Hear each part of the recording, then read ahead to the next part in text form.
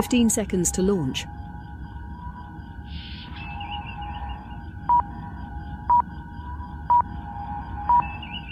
Places, please. 5 seconds.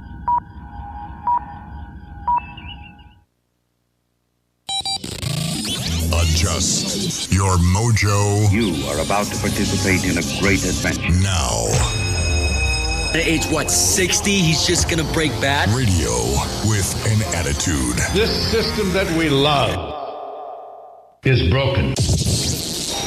I know that. Do not comply. Hey, mother. Welcome to another 2 hours of common sense. That liberty and justice for all is a myth. And erratic behavior. You want to, but you can't. And when you do, you wish you didn't. This is your Daily MoJo.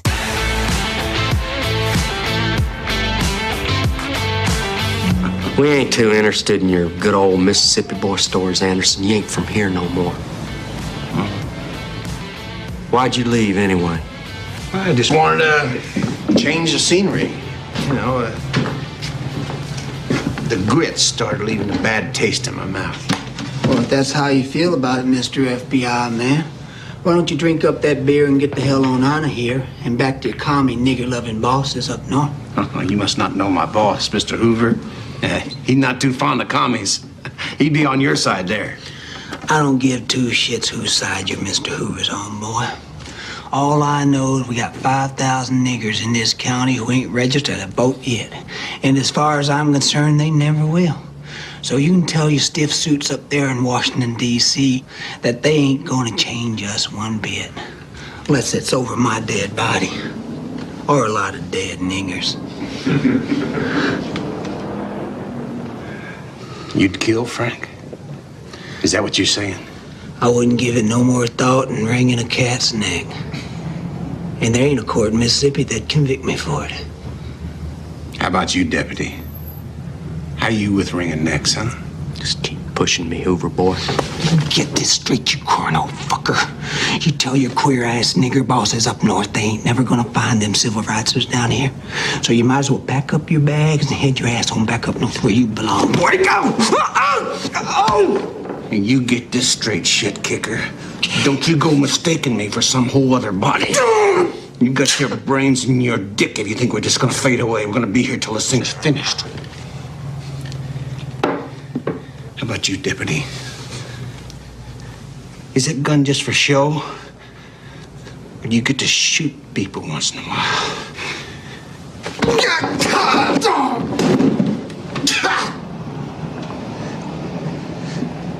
Thanks for the beer.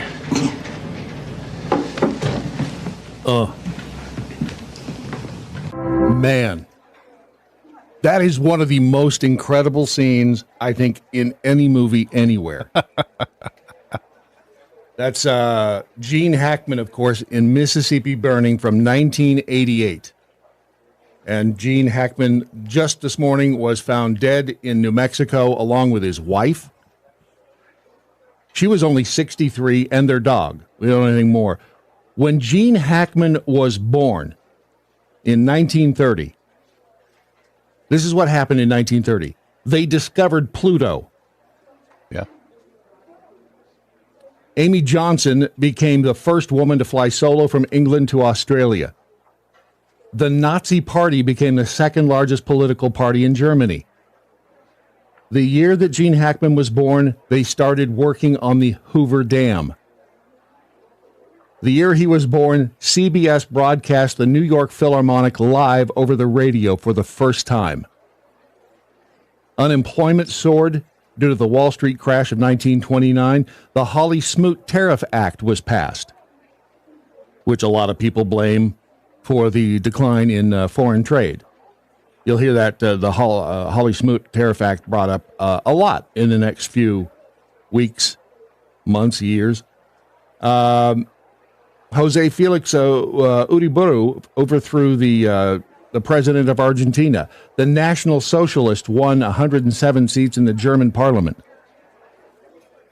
He has been around for a very, very long time. Yeah.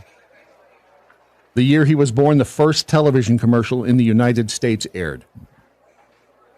95 years old. Imagine the stuff he saw. And very weird, because just yesterday I think I walked by the TV and I saw Gene Hackman in a promo or a trailer or something.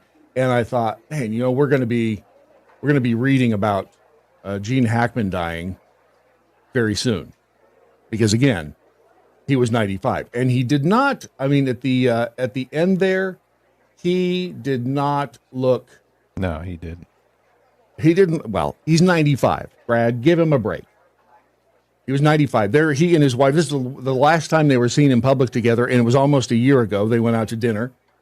There he is with his wife again. They married 34 years ago in 1991. What'd you say they were dating in 86? There's a photo, I guess Fox News is carrying it, that's as early as 1986. There he is carrying his coffee, and I swear I thought that was a pack of smokes. Oh, what is that? It is. I had to zoom. Doesn't it look like a pack of smokes? It does, yeah, a large pack. Like menthol. What the hell? I think it's an apple pie. Oh, yeah, yeah. Over at Speedway. So he really enjoyed his morning coffee and his apple pie. And I thought I had another picture there of him. I guess I had that one twice. But yeah, he did not. He didn't look. Again, at 95, I hope I'm standing upright. That's my whole thing. And in other news, this. Some kids collect insects. Others collect dolls. Harriet M. Welch collects secrets. What was that? Shake it up, take a sip, and wish for what you want most in the world. I want to see the whole world, and I want to write down everything. Hey! What are you writing? Notes. Can we read them? Can you read this? There's no lead she won't follow. Stop! Thief! No question she won't ask. What wouldn't you eat for $1 million? Camel boogers, dried roadkill, and my dad. Wait a minute, they're playing our game. Did you hear that? They were playing our game. What would you eat for $1 million? I never thought of that. Camel boogers. Yeah. Would you eat camel boogers for $1 million? Hell yeah. What are you talking about? I'm pretty sure I'm in. I mean, camels are nasty as hell, but I'm pretty sure I'm in on that one. And no way she'll ever get caught. Where's my notebook? Looks like there's something in here for everyone. You wrote down the truth in your notebook, and your friends who weren't supposed to see it did. Harriet? Harriet the spy. You had trouble.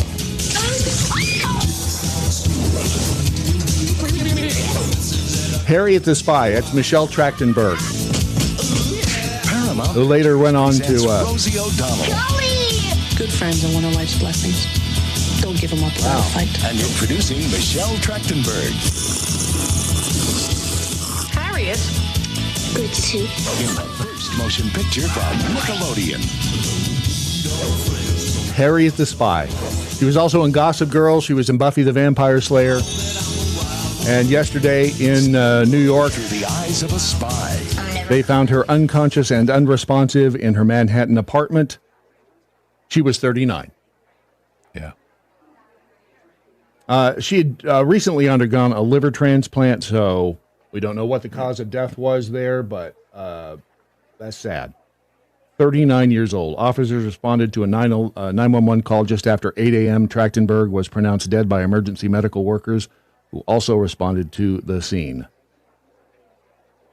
Of course, my first thought, which is, everybody's first thought.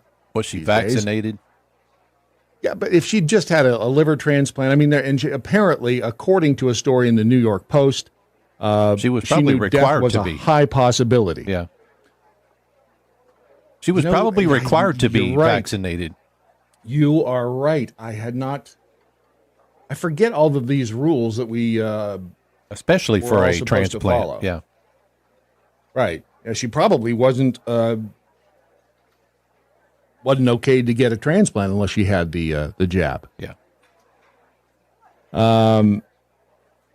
It says, according to the story in the New York Post, that she knew death was a high possibility in the final months of her life. an Instagram post that she shared last night. Photographer and media personality Amanda de Cadenet claimed that Trachtenberg was recently hospitalized, saying she spoke with Buffy the Vampire Slayer star on FaceTime from her hospital bed. Man, that's a tough one. And then going back to Gene Hackman, my first thought wasn't the jab. No. That wasn't. But, and apparently I'm not there. Most people are out there thinking, okay, this must have been not CO2, but CO. Carbon monoxide. Carbon monoxide. Yeah. But with the other news that's out there, and you said this, Ron. Well, you made the comment, and I was thinking it already, so I just said it out loud. And that is? Was he on the Epstein list? Because I thought last night after we saw the Jesse Waters interview with Pam Bondi, or after I saw it, I thought anybody that dies in the next 24 hours, you have to ask yourself, were they on the list? If that's coming out today, were they on the list? I mean, it's awfully weird. How many butts are puckering this morning? I'm just curious. And really, are we getting anything worth a damn today? I'd like to think we were. Well, that's a good question. Let me see here. Albuquerque, low temperature tonight. 46. I'm trying to think of maybe, did they have a propane heater going? I thought propane in their was house. clean. I mean, huh? I thought propane was clean. You still can't. You can't burn a propane heater in your house. It'll suck up all the oxygen. Should I do it all the time? Probably, you might want to reconsider that practice. Just saying. Propane burns cleanly. Yeah, but it will eat all of the oxygen in a room. So, prefer not to find you and your dog. Dead in the shop. But the weird part, of course, is that he and his wife and the dog were all dead, which, what are the odds of all three of them, naturally? I mean, anytime we find out that happens, if it wasn't like a murder-suicide, but why would you take the dog too? Right.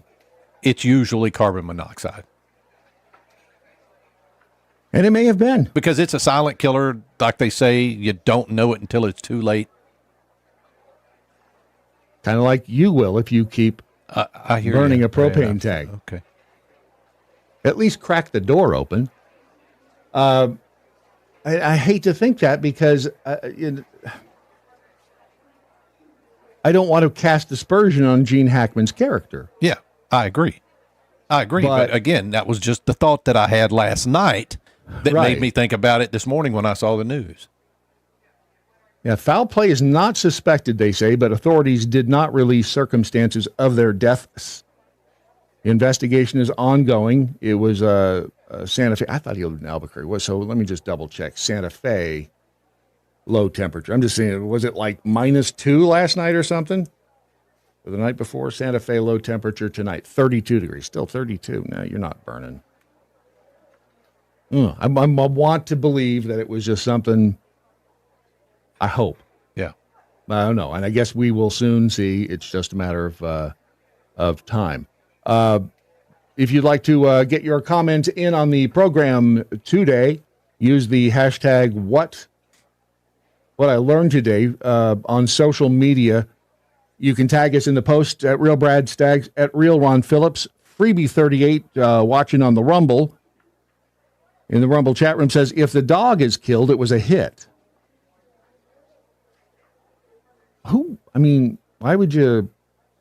Yeah. Gene Hackman? Yeah. Hell, anything's possible, I suppose.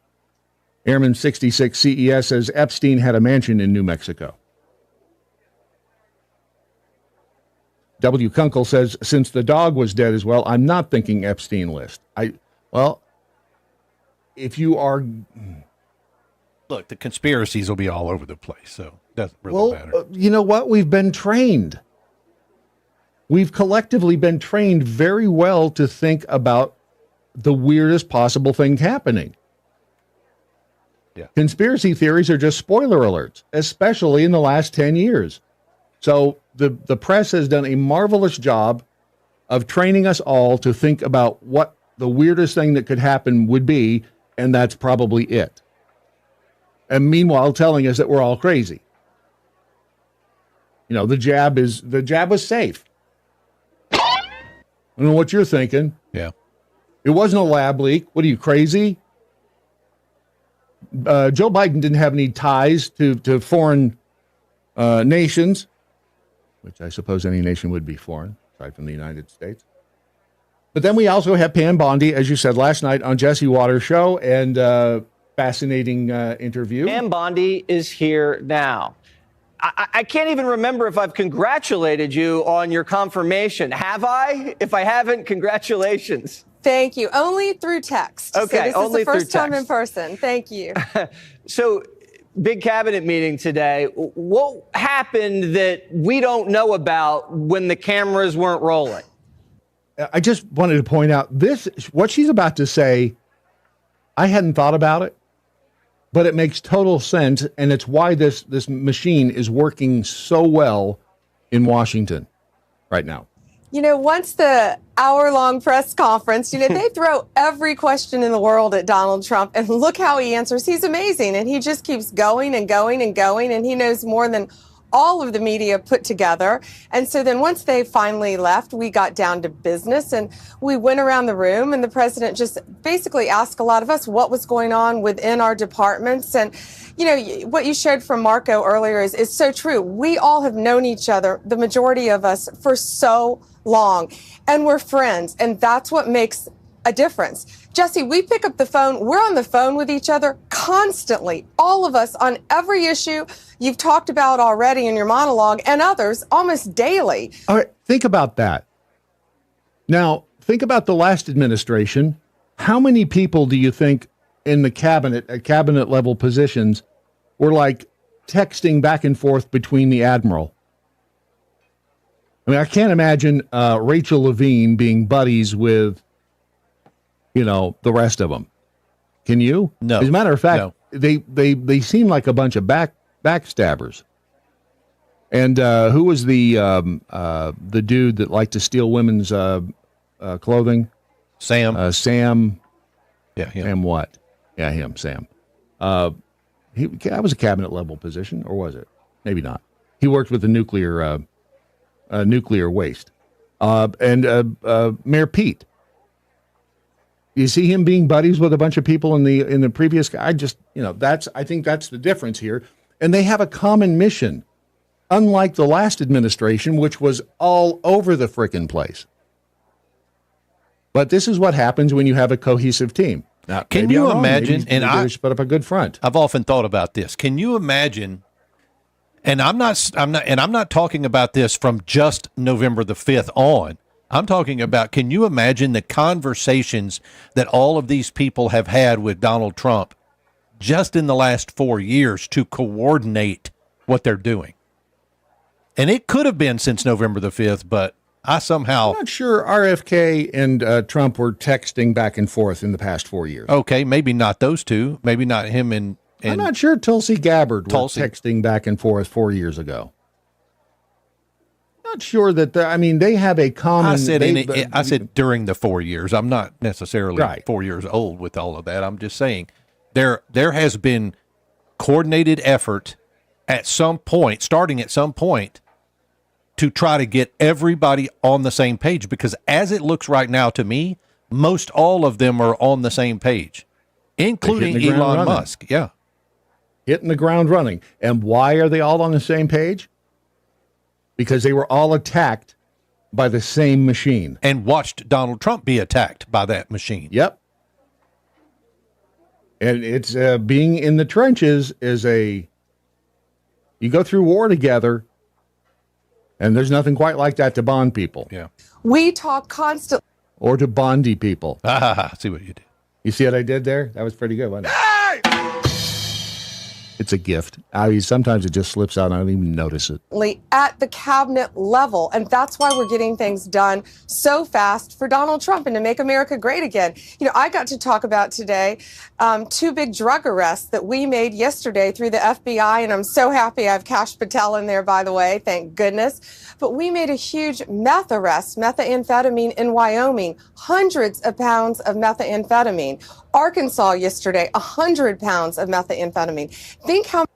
It's bugging me the way she's saying methamphetamine. Yeah. I gotta say, I know that's up there with nuclear. Somebody teach Pam Bondi how to say methamphetamine, or just say meth. She's adding that extra at the end of meth. Right. I don't know what's wrong with her, but since she's hot, she gets a pass. How many people that can kill, and they lace that stuff. They lace the meth with fentanyl. Thank you. So we're out there fighting every day to save lives, domestically and internationally. One of the things a lot of people are wondering, because you said last week that you have the Epstein files on your desk, is when can we see them and what's taking so long to release them?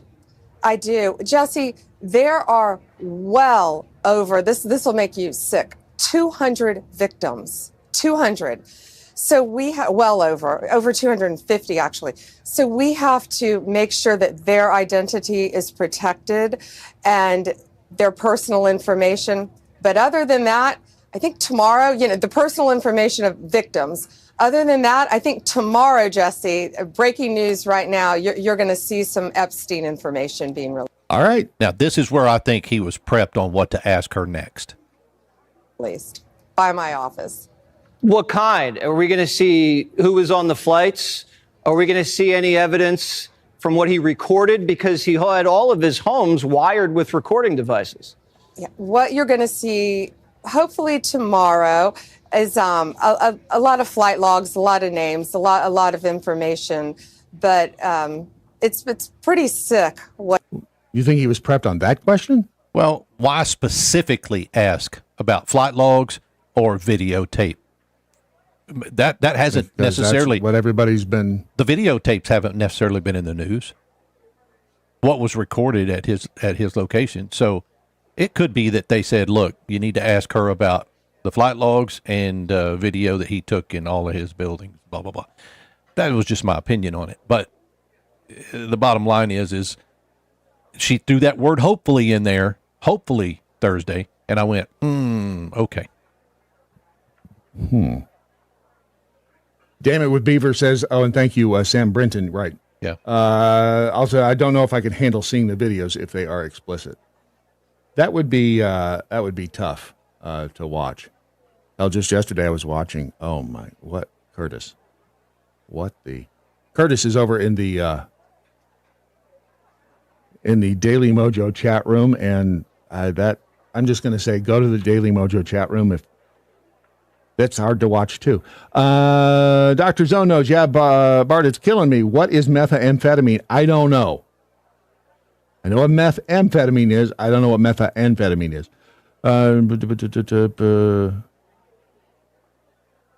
Cat Turd, thank you, Pope Freebie the 38th, retweeted. Patriot in Chief, who said Dogie stopped an annual payment to Barack Obama for $2.6 million for royalties associated with Obamacare. Really? There's Obamacare royalties paid to Obama.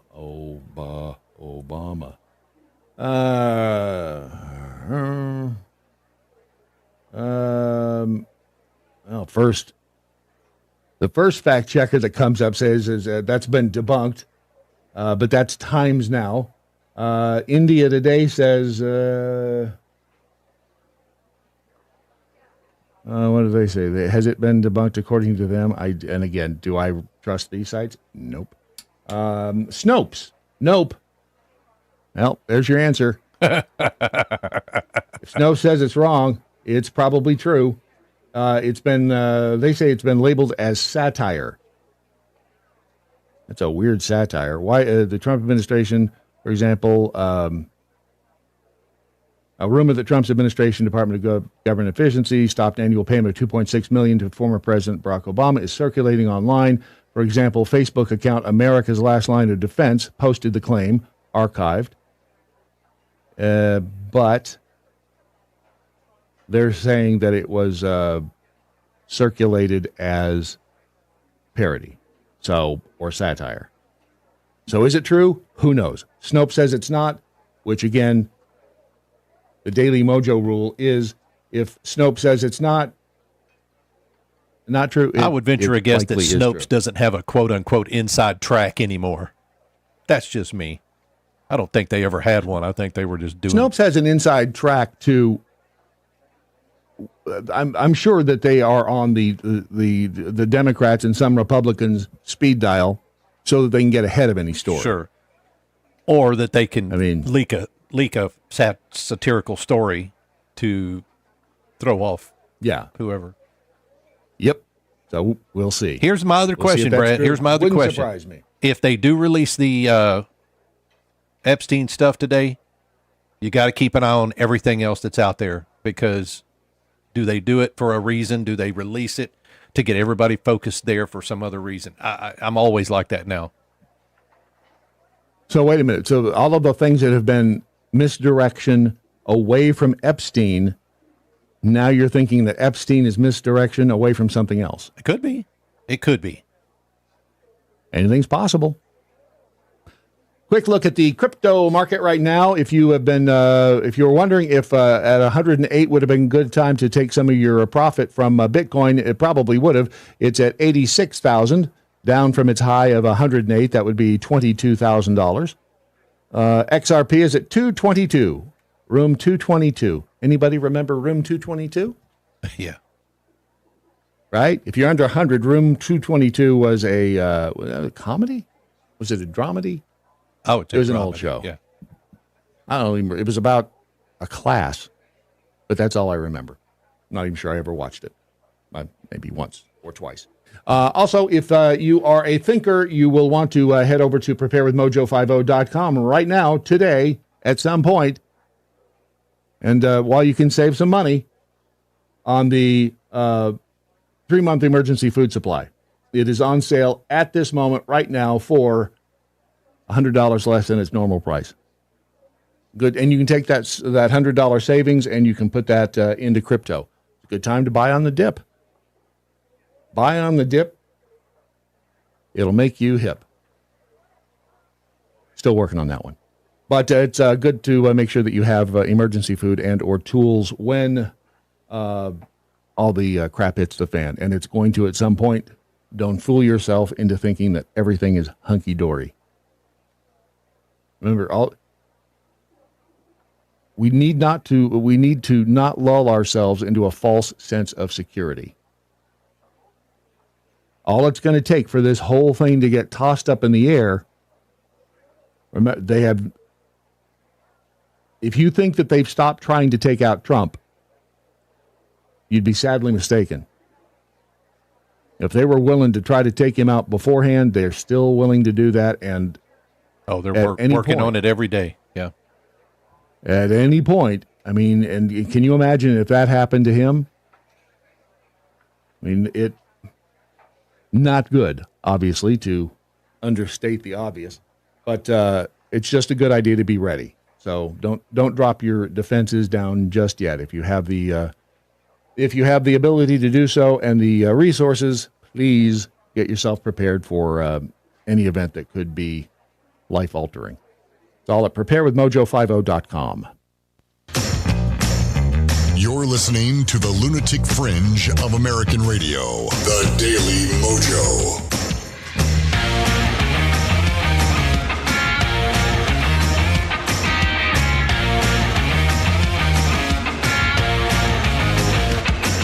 Now, some people are saying that this has been faked.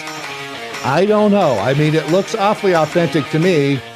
This is Bill Clinton's response to the impending release of the Epstein files. You be the judge. My fellow Americans, today you may be waiting for the highly anticipated Epstein client list to be released. So while I know you may see what appears to be my name on the list, right? I'd like to argue that I did not have sexual relations with those children on that island. Would it even count, though? It wasn't in the United States. Also, if you add up their ages, I'm sure it was above 18. Jeff told me since it was outside of the jurisdiction. What the hell are you doing? No, Hillary, I'm not confessing. You idiot. Do I always have to clean up your mess? What are you doing? What? No, wait. Please don't hurt the cameraman. He had nothing to do with this. No, Hillary, that was my friend. He wasn't a witness. My fellow Americans. Today. So, wow. I don't know if that's, was that satire? I don't know. Was that AI? Yes to both. I don't know. Probably. You think? Yeah. Oh, yeah. Are you sure? I'm just saving our show, Brad. Yes to both. Would you bet your life on it? Just asking for a friend. Also today, it was announced, it may have been yesterday he announced it, but the IRS is going to close more than 110 offices.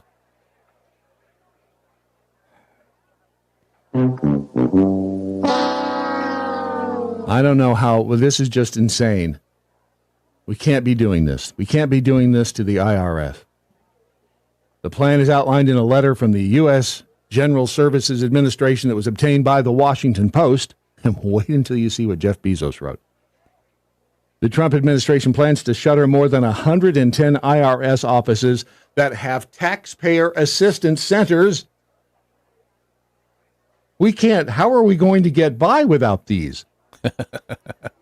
This is don't laugh. This is horrible, horrible news. This is happening as the White House's efficiency zeal carves deeper into the tax agency. Horrible. The plan that was outlined in a Tuesday letter from the General Services Administration comes in the midst of the federal tax filing season that ends. When does it end? March 15th? April 15th. I don't know. Misty really is the brains of that operation, isn't she? I mean, if I'd asked her, she would have been like April 15th, because everyone knows that April 15th is the tax deadline. Well, for companies, it's March 15th. That's why I said that, because that's all we've been doing lately. Nice. And as the administration is working to reduce agencies' headcount and scale back the footprint of the federal government, last week the IRS started laying off 7,000 probationary employees. That's horrible. At least 113 of these taxpayer assistance centers will have their leases terminated or not renewed when they expire. It's unclear whether the assistance centers, let's not forget, service is in their name. Moment of silence. All right. Moving on. They did not immediately, what? Nothing.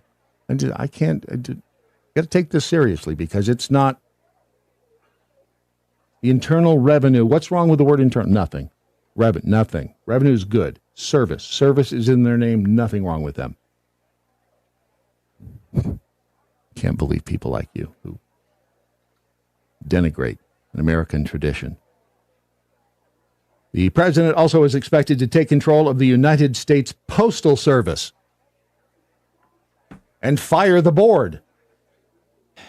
This is outrageous. Experts say the move would likely violate federal law. Trump said on Friday that Commerce Secretary Howard Lutnick would be looking at the mail agency. This is probably my favorite headline that was in regards to this story. The U.S. Postal Service is more efficient than you think. Right? I mean, this is the way it all. How many times have we seen that this is the way the whole disinformation thing works?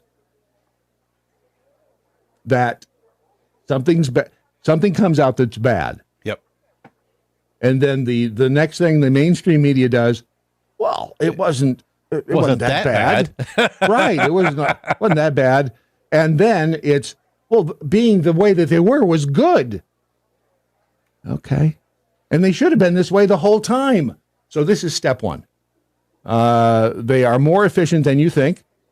Privatizing it could cause problems for many. Let's think about okay. It's the Postal Service is 250 years old, and yes, there are good people within the Postal Service. I don't know how many times. Have we not said right here there are good people working within the federal government? There are. Yeah, I agree. Have I ever called for any federal worker to be shot? Not that I'm aware of. Has anybody associated with this program ever asked for a federal worker to be shot? I mean, nope. That you're aware of. Yeah. I'm not aware of it. I don't know anybody that, maybe is it possible that someone out there listening could have said, maybe. But generally speaking, the people that I'm aware of don't hold that sentiment. And I've not ever heard the president say that government workers are worthless. Have you? No. Is it possible he said it? I guess. But just kind of like the suckers and losers comment that under the in the file things that never happened. I don't know that he ever said. Now, are there some worthless government employees? Absolutely. Are there some private sector employees who are in fact worthless? Damn straight. I've worked with a few. So I don't think anybody, at least not that I've seen, or it's a big world. Are there some dicks out there? Yes. Are there some major douche canoes? Absolutely.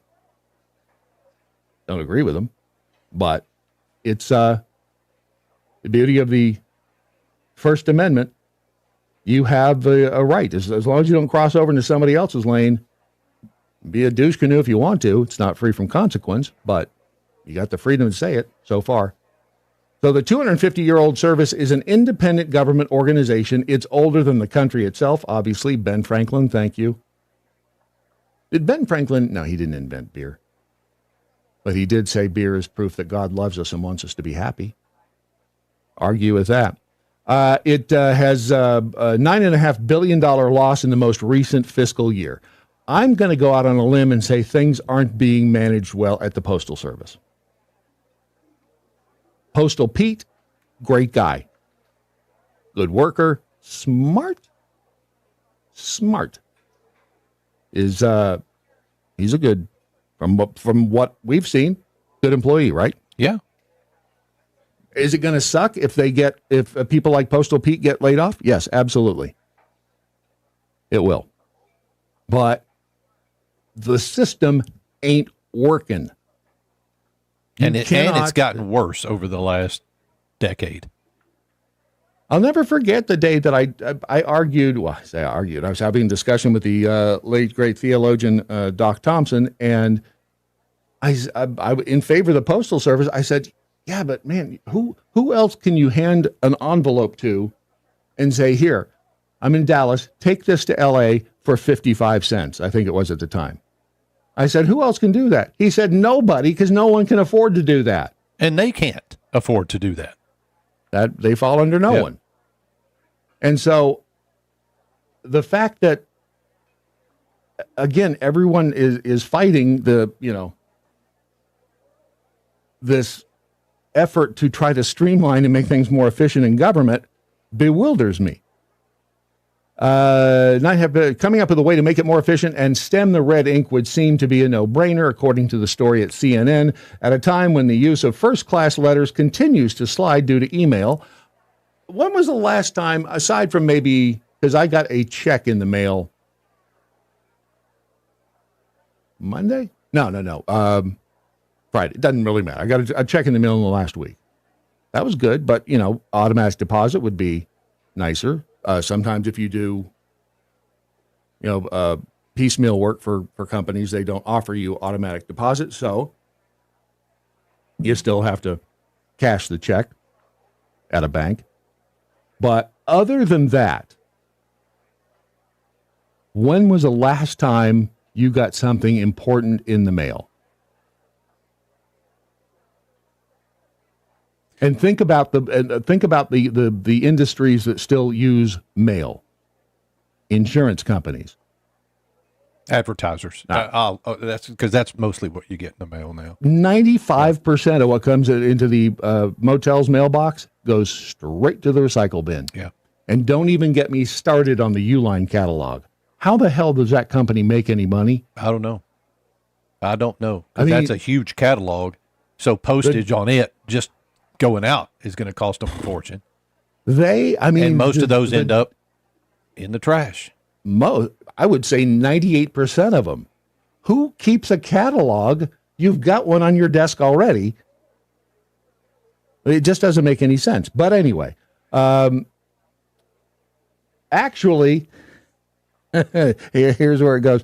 The United States Postal Service would seem to be less important than ever, but it's actually as important as ever, crucial for delivery of prescription drugs, mail-in election ballots, and online purchases. My prescription drugs come to me via UPS or FedEx.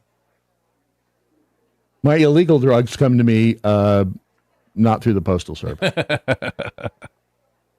Privatizing it could mean the end of guaranteed mail service to every American address, leaving many rural customers without the deliveries they have come to depend on. So we have to keep the entire system running for those people in rural areas, which, by the way, is another tough word. I do not like the word rural. I think it should be changed to something far easier to pronounce. That's my opinion, and I think we need to get Elon Musk on that. More on the Postal Service and how we could, make it better. Does it need to stick around in some way, shape, or form? Oh, maybe. Meanwhile, off to Big Mike and Phil Bell and his morning update. This is Phil Bell on the Daily MoJo with your morning update. Yesterday, we were talking about the insane state of Maine. Now let's take a trip down the Northeast Corridor to Maryland and their General Asylum, not General Assembly, because they're being just as ridiculous. There are two pieces of legislation there that you need to know about. The first one would not allow parents to opt their children out of sexual education where elementary school students are being taught about gender identity. I don't know about you, but when I was in elementary school, I just wanted to go to recess and eat cake, not talk about gender identity. But the people in the Maryland legislature, Democrats, of course, think that's a great idea. But wait a minute. Hold on. They're not done yet because they are going after the crown that Tampon Tim Walz holds for insanity, because in addition to the last bill, they are also moving legislation that would allow condom machines, yes, condom vending machines, to be placed in elementary schools, preschools, and even nursery schools. I don't think I need to tell you why that is absolutely absurd and have to even ask the question, who needs a condom when they're at nursery school? But the Maryland legislature, they think that's A-OK. The reason why I'm bringing all this up is to remind you of something very important. Everything is going well in Washington. We may yet see the Epstein names released today. However, the left is not going to stop. They will not stop trying to take away your freedom. They will not stop trying to corrupt your children. They will not stop trying to destroy this country. And if they can't do it in Washington, D.C., they will do it in our state capitals, and then they will do it at City Hall, and pretty soon they will come straight to your house. So what I want you to do is leave your comments under this video about how you are going to fight back. And I also want you to download the Daily MoJo smartphone app and enable notifications. That way you'll be up to date on the latest craziness and good stuff coming out of Washington, D.C., and of course, your state legislatures, and you'll know how to share it with others.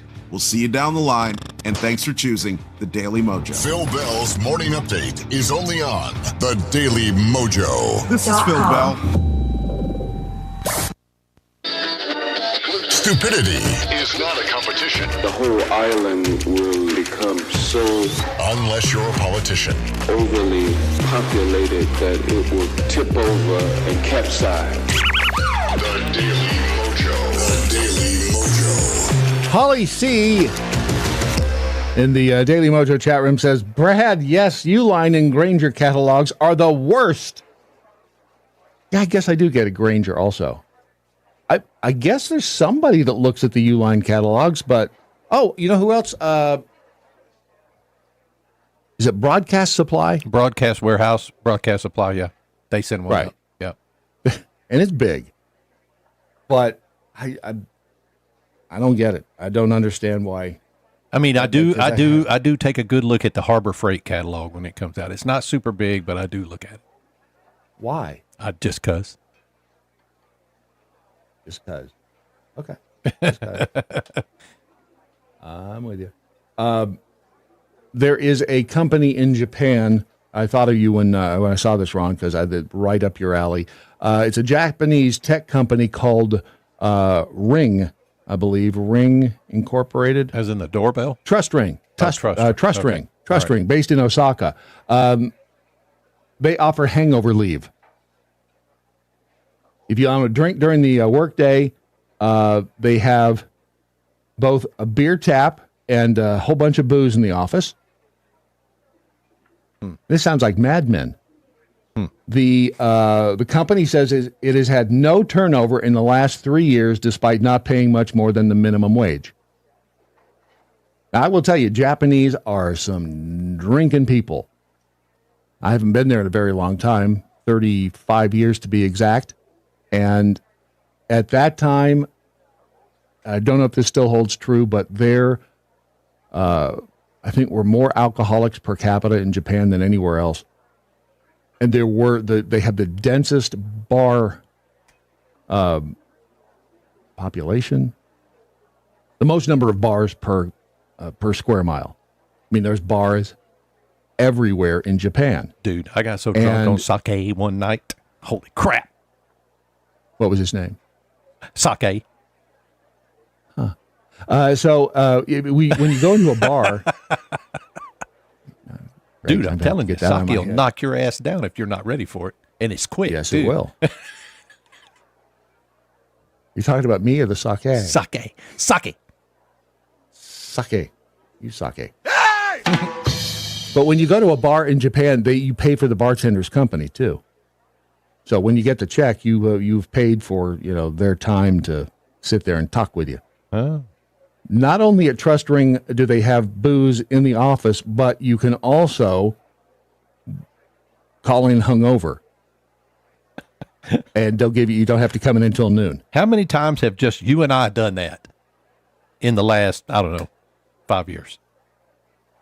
Just call in and go, you know what? I feel like dog shit on a cracker. Nope. Nope. Neither one of us. Hangover leave doesn't necessarily mean you can take the entire day off, but anybody who's supposed to report at 9 a.m. can come in at noon, and there are no repercussions. They make 222,000 yen per month. That's a lot, right? It sounds like a lot. Hey, Siri.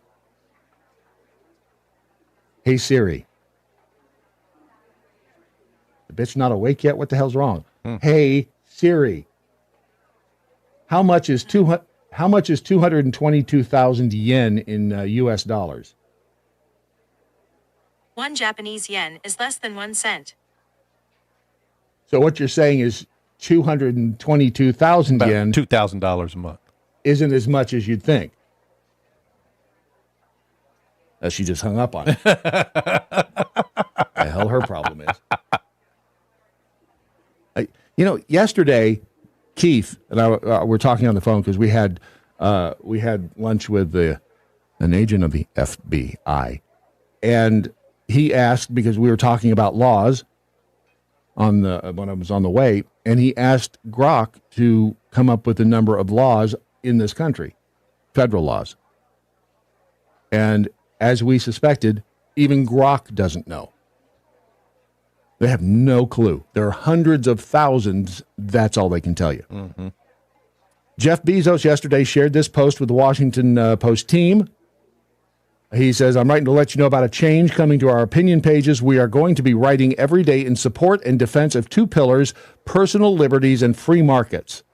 We'll cover other topics, of course, but viewpoints opposing those pillars will be left to be published by others.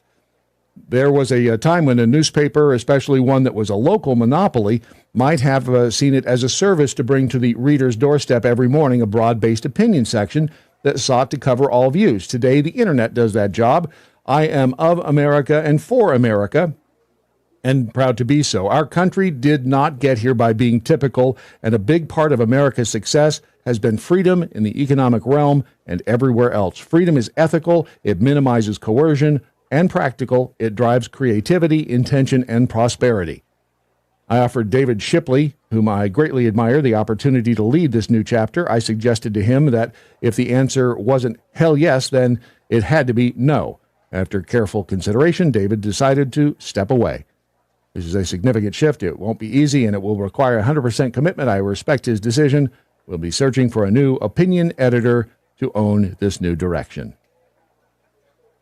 Who are you, and what have you done to Jeff Bezos? Mm-hmm. Has he been... Has a reptilian taken over Bezos' body? Has he been body snatched? Because, and are they not just sucking up at this point? Well, I think they feel like they have to. Of course they do. Yeah. Him and Zuckerberg and, Google. Don't have to worry about Google. Who owns Google now? I can't say his name. It's Alphabet. Let's see. Yeah, isn't Google? Yeah, Google's Alphabet, or is that Meta?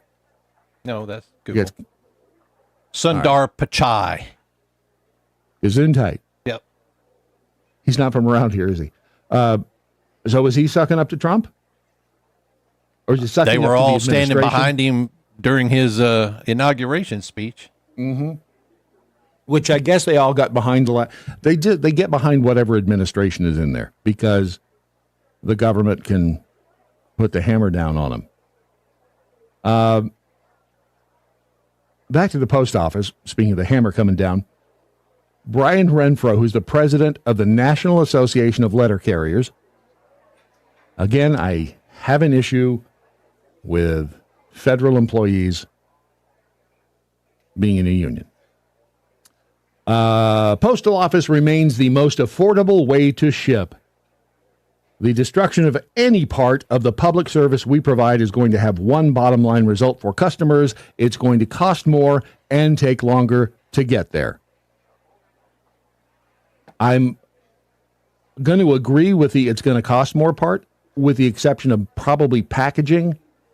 Because right now, if you use something like Pirate Ship, they're pretty quick. The Postal You get a Service, discount, yeah. UPS, Yeah. you do get a discount, but they're within a few cents of each other, usually. Yes. Sometimes the Postal Service is 6 cents cheaper. Sometimes it's 6 cents more.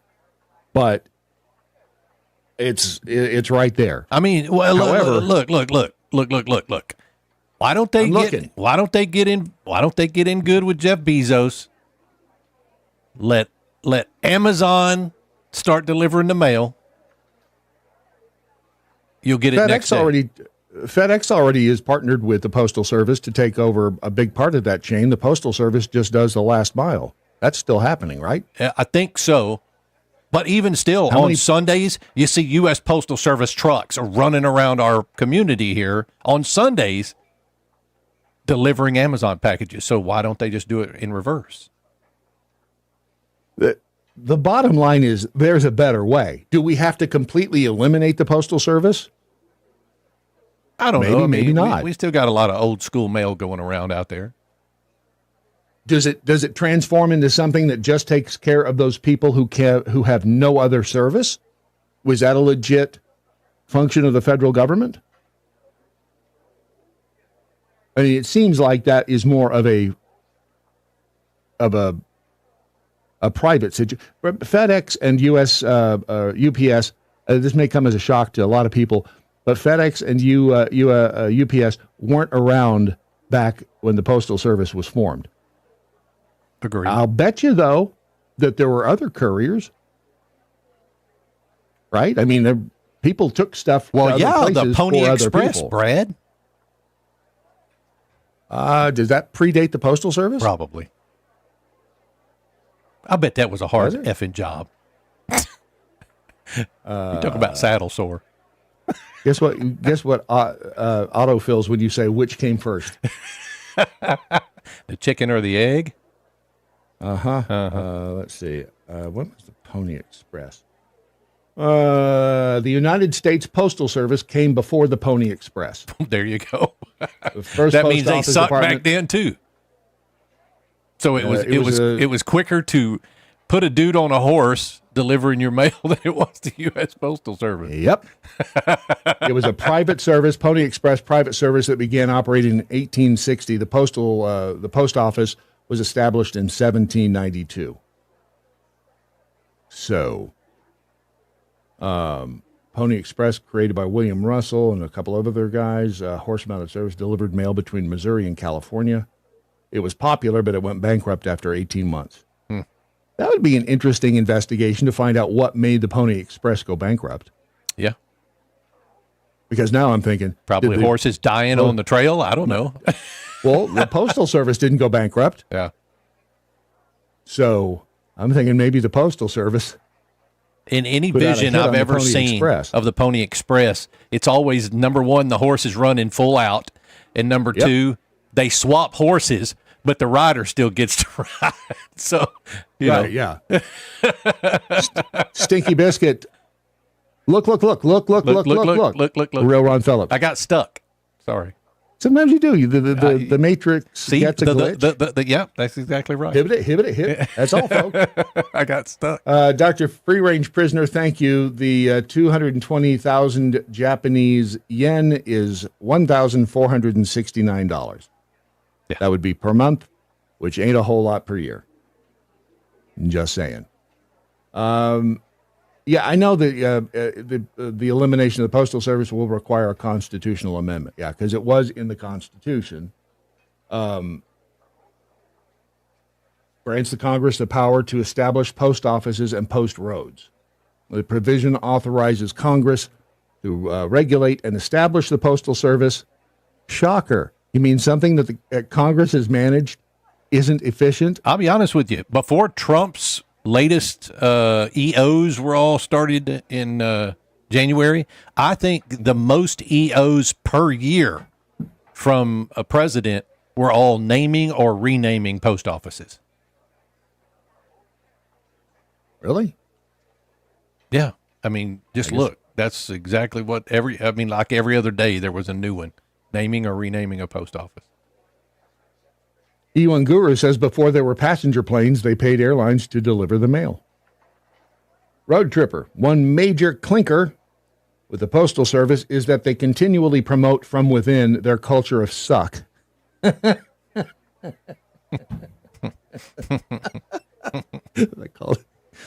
culture of suck. It's the worst kind of good old boys club. Don't ask me how I know. Right. And you know what? There's nothing more frustrating than being a good guy within an organization that you see sucks balls. And knowing that it could be done more efficiently, believe I've been there. And at a place where you wouldn't have thought that it was so sucky inside to begin with. You can probably guess. But it was like pulling teeth to get things done and to get them done more efficiently. And again, my agent friend, he brought up several ways that the Bureau would be better run and or less sucky. And it's frustrating because you look around. I know other people who work with charities and see ways that, and having been explained to me, they do X, Y, and Z, and it's like, why the hell would they do that? It really, truly is amazing how many companies are just run suckily. And some of those same companies. And that's acceptable. I mean, that's... And they depend on subsidies from the government, et cetera, and or grant money. Not my dog. We used to be able to order houses from Sears Roebuck catalog, and it was delivered by rail. Not me, of course. Yeah, that's true. You could buy a house from the Sears catalog. Isn't that wild? The stuff you used to be able to do. Wombat Mommy says the railroad system came into being at that time when the Pony Express went like Hooters, tits up. It was the railroad that killed the Money Express. John Greystoke. You're a bunch of smart little, either smart or quick with the fingers on the Google. Pope Freebie the 38th. They're shorter. They don't need that much money per hour. Is he referring to our Asian friends in Japan? Yeah, sounds like it. Do you, when you are shorter like that, is there more oxygen closer to the ground? It's always cooler down there. I know that. So it's cooler. Japanese they're run more colder. efficiently. Yeah. So right. So it would run much like an engine. Their engines run a little more efficiently. Yeah. Right. That makes sense. Huh. See, when you get taller, the air gets a little thinner. You're not getting as much oxygen, and it can be, it can be a problem. That's all I have to say about that. In just a moment, we have a very special guest. We will welcome once again to the program. I don't know how we landed him, but we were able to land him. And it's that wasn't a fat joke, was it? No, because he's not I guess fat it could have been anymore. Is that a punchline? No. Just waiting for you to go to the commercial. Okay. Yeah, is that what you're waiting on? All right. Well, maybe we'll do that next on the look. It's the Daily Mojo. If you're offended, you're listening wrong. The Daily Mojo. I already have plans to lift that from the broadcast today. You'll be hearing a lot of look. Look. I can't wait to play the if the babysitter shows up today. Who knows? It's kind of a pipe dream.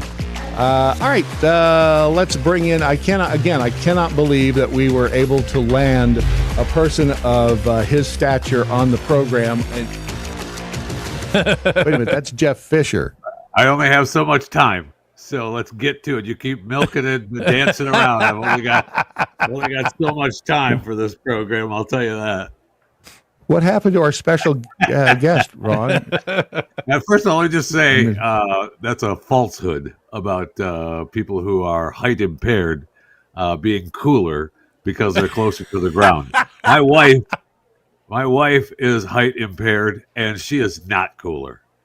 I think she's cool, Jeff. So sorry about that. She's cool, but she is not. She is, as far as temperature is concerned, no. She idles on hot. She's an outlier, but doesn't she say she's always cold? No, she does not. No. Have you called the manufacturer to see if you can return? I'm thinking you've got a defective model. Yes, I have. As a matter of fact, are they refusing to fix her? Yes, they've in fact said do not even attempt to send her back. In fact, I was going to use the post office to send her back, and the post office said, no, we don't ship humans anymore. The things they used to bastards. Ship, you can still get a house. You you have to do is go to Amazon, you can order a house. What are we talking about? Things you used to be able to do. You can still do that. You can order. What are we talking about? A house on Amazon? I'm just sick of you besmirching the U.S. Postal Service. I have always wanted I've always wanted to be the Postmaster General. Then I found out that really what you want is to be on the Board of Governors, but because the Postmaster General answers to the Board of Governors, but that's another issue. But I have all kinds of ideas to help save the U.S. Postal Service. You have a shot at being Postmaster General. I would love that. You have a shot at it though this time. They're trying to get rid of it and milk it into another government agency. But the post office is not going to go away. We definitely need the post office still. What are we talking about? And I don't think it should necessarily, but it in its present form. I mean, most of the stuff I don't know about. DeJoy has been trying to turn the ship around a little bit, and he's had his hands tied a few times on a few things that he's tried to do. But he's a shipping guy, and he's tried to turn it around. Although they continue to lose tons of money, no question about that. That's the thing. If a business, or in this case, a department of the government, is losing billions of dollars every year, I'm going to go out on a limb and say there's a problem with it. Well, I mean, that's just there has my uneducated guess. There need to be some things that happened in the past, 20 years to, fit into the modern world, which they did not do. Does that have something to do with the unions? I don't know. Probably would be. I'm going to say yes. I'm going to say yes. Yeah. And that's been the problem. And I know people who love unions that's great. I've been in 2 of them. But federal workers and unions, I have a problem with. Allow you in one union. So, I mean, let's pretend like you don't belong to union. So let's walk any union that would have me, I don't trust. You're right. First of all, you can buy houses over on, there's a $44,000, $45,000 home. It's like the things you used to be able to do. Yeah, I just go to Amazon. And they'll ship it to me. What about baby chicks? Yeah, you can get them. You can still get chickens ordered and delivered to you. Wait a second. Hold on. There may be a delay. Those are realistic yellow. Those aren't real. Those are not real chickens. But you can still order. You can get baby chicks through the mail. Sure. Absolutely. And the companies that I've seen are, they guarantee that most of them will still be alive when you get them. Yeah, I mean, you're gonna have a little bit of issue with a few of them, not making it, but that's the way it goes when you raise chickens. That's sad when you open the box, especially if you have names. There's a couple's beak to the sky already. Yeah, I know, it's sad. Right. Throw them away. Yeah. I mean, that's it. It just seems. It just seems sad. Yeah. Okay, why in the hell? So have we said rest in peace to Gene Hackman yet on this broadcast? Right at the very beginning, yes, sir. Okay, yes, we did. That was a. Now, but here's the question: what the hell killed him? I do have some questions about that, because they say that so far there was no foul play. But okay, so Gene is 95, the wife is 63. Bless her heart. Was. Yeah. Okay. And I don't know how old the dog was, but they all 3 died, and at the same time. I mean, this is like the Notebook times 3. Okay, all right. I just yesterday was thinking about Gene Hackman. I wondered if I was thinking about him about the time that it happened, because you may have. I mean, I'm sure you're tuned in psychically to Gene. Ugh. It's a curse. Let me just tell you, it's a curse. Yeah. Empathizing with people's feelings is a curse. Yeah. Okay. I can tell you from firsthand experience. Now, Gene did not look like Gene. Gene is in the middle of New Mexico. I could have been locked into Gene. Yeah, there was a disturbance in the force. And what was his wife's name? Betsy Arakawa. Oh, yeah. Mrs. Hackman, right. She was supposedly a real, was it a pianist? She had a pianist. Yes, she was a concert, concert pianist, yeah. She was a giant pianist, yes. My first wife was a concert pianist. It was awesome. Isn't it amazing what they can do with their fingers? That's a fact. It is. Seriously, it is. I don't know why it's funny. I'm just talking about how she played. It was absolutely amazing. I loved it, every second of it.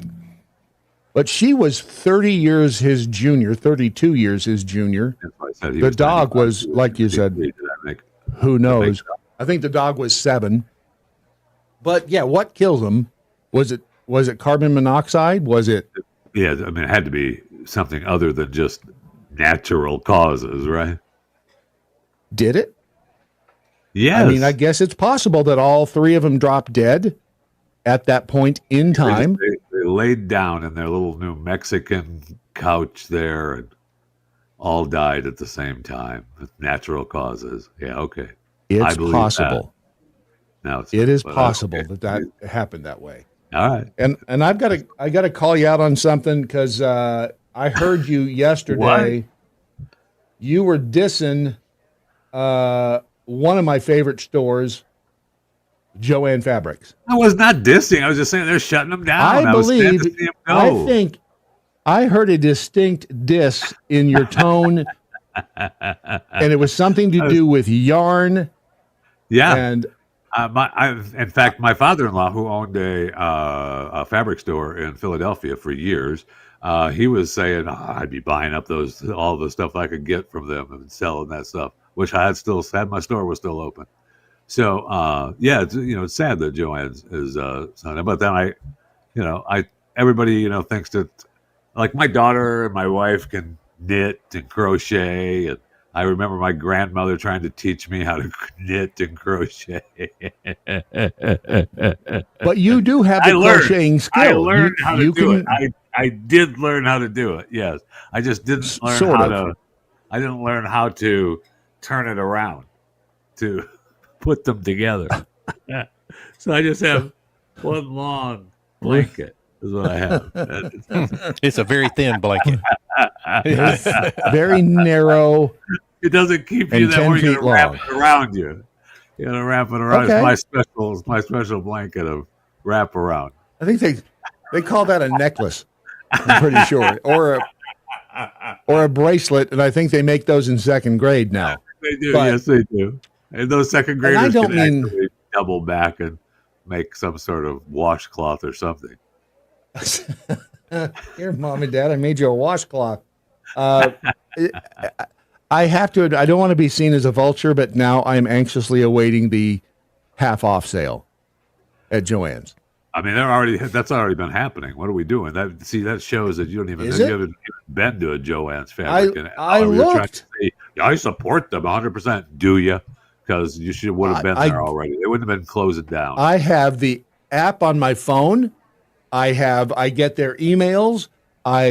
So far I have not seen a great sale. Have the Joanne Fabrics app on your phone. I would like you to open that up immediately as we speak, please, without downloading it. Hold on. I'm not downloading anything. I'm going to my app library. I'm searching Joanne. And there is the Joanne app. Racist. There's Trump.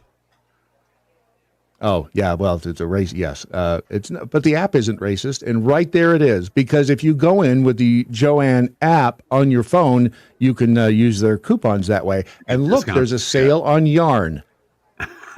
You can go buy yarn right now at Joann's. That's awesome.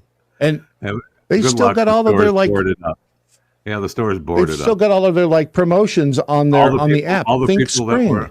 all the people that are running the website and the app are gone. They're out looking for work. So you'd think that people maybe we ought to update the website. Yeah, shouldn't have fired us. Okay. Makes you wonder if 3 days ago I got a note from them saying savings are heating up. You aren't lying. They are. So I'm waiting. This might be a good time, actually, to maybe drive by and check the dumpster out back every night, because they're going to be dishing some stuff out. That's a good idea. I know. That's a really good idea. Shelving. And I think it was all kinds of stuff. Yeah. Picture frames, whatever Joanne Fabrics, whatever junk they sell. How dare you? How dare you? They sell Fiskars scissors, which are some of the best scissors in the world ever find. They are. And maybe you go in, maybe the best. Maybe you sell them. Maybe you go in and get them. Maybe somebody threw one out. I mean, I seriously, no joke, would check the dumpster behind Joanne Fabrics in the neighborhood. Oh, I didn't take it as a joke. I'm going to. Yes, I would definitely check out back. When Opryland went out of business. Back in the late 90s, they shut down the theme park, and there was, when we would walk through the park, because I worked at the Opryland Tech shop, they had dumpsters out, and they were dumping all of the merchandise into the dumpsters. And I was right in those dumpsters, pulling that shit right back out. My dad got a jacket that year from the dumpster. When they closed down Opryland, the Opryland, what was it? Yep. The Opryland theme park. The Opryland theme park. You were an employee there. I was technically an employee. Let's see. When they shut it down, was I actually working there? Because I was working in the tech shop, Yeah. So the theater. So you were there though when they decided, man, we can't do this anymore. Yes. Huh. That's weird. Which was crazy. It was stupid because, and the people who made the decision to close it now are going, wow, that was a dumb decision we made. No shit, Sherlock. That's what everyone was saying when you were making the decision to put in a shopping mall. Yeah. They were like, oh, people will come from states around to visit our shopping mall. No, they won't. Yeah. They're coming to your. Not so much. They want the Opry stuff. What are we talking about? It was a shameful decision by Gaylord Entertainment at the time, and still is. And that's all I have to say about that. Is the mall still there? Or? Mall's still there. It's it's Opry Mills. It's a Mills property, and they owned for a time the Opryland. Or I guess Gaylord owned a piece of the mall, but they've since sold that back. It flooded back in 2010, and there was 6 feet of water in the thing. It was closed for the year. More of the portfolio of Gaylord malls, or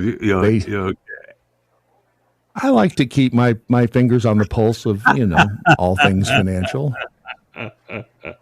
How do you think I afford all of the nice stuff? I believe me. I apologize. You're right. You're the right. cars. The shoes, the suits, the expensive belts. For quite a while, that stuff just comes in. That money just doesn't happen. I work for that. No. For quite a while, I've been getting texts from the NTTA because I have a pass, that I can ride on express lanes that, by the way, were not express lanes 2 days ago, and I'd like my money back. Do they give refunds if the express lane is backed up? I don't think they do. I think they still ding my account. No. Yeah, no. Really. I drove from Roanoke, Texas, we'll say, Fort Worth, Texas, just the outskirts of Fort Worth, into Dallas and back. And it was, there were 2 and 3 to a mule on every interstate I drove on. I could not get out of the way. I know. They were rode up nut to butt on those interstates for the entire drive there and back to the airport. And I thought, okay, well, I'll take the express lane, and I'll miss some of that. Nope. Hold on. That's backed up too. Can we examine the phrase "nut to butt" for just a moment? Sure. They were. Because that one, that doesn't work. 2 and 3 to a mule, nut to butt. 2 and 3 to a mule works. Nut to butt. No, that brings pictures of something entirely different. I cannot help but it brings pictures to you. Because it doesn't. The way it was. Nut to butt does not. A mule is. I'm thinking of the mule still, and they're on 4 legs, so that would be one mule facing that way and one facing the other way. Right. People come when it's a busy time. That means people are coming to wherever they're coming to. 2 and 3 to a mule. I get that. Yes, I understand that one. It was the nut to butt. I know that might be a prison reference. From your time in prison, everybody was rode up. You say so. Anyway, the NTTA, I've been getting these texts from them saying that I owe them a bunch of money, and I knew it was BS. I'm not clicking the link that you're texting me. It's a scam. I'm not doing it. I don't even want because first of all, it gets automatically taken out of our bank account whenever it drops down below. I don't know. I think $30 now. They automatically ding another $50 out of my bank account. They don't wait until it's zero. Oh no! Oh, you're down below $30. Ding. You realize you gave them permission to do that? Yes, I do. Well, I don't know about but the short one gave them an okay to do that. Okay. I take advantage of it, though. There's no question. But they are now telling people, which I've been, raving about for months. That's probably a texting scam. Residents have been receiving these texts and emails and claiming to have unpaid toll tag bills. The FBI, who apparently you have lunch with now on a weekly basis, advises customers not to click on any links and immediately delete the messages. NTTA does not take payments over email. Yeah, no kidding. Duh. You scared me out of dicking with them because I wanted to respond to the text when they sent it to me. I wanted to respond and just say, blow me. And then you got me all freaked out about them being able to, once you reply, then they can, they're in. Right. Then they can repossess your car. Yeah, they're in because that's the ghost emails and the ghost texts. If you reply, then they're in. In what? How can they get in if you reply? They've already got your phone number. That's just it, though. They've got like thousands of phone numbers that they're just mass texting, and all you people that respond, now they're in. Now they got you. Damn it!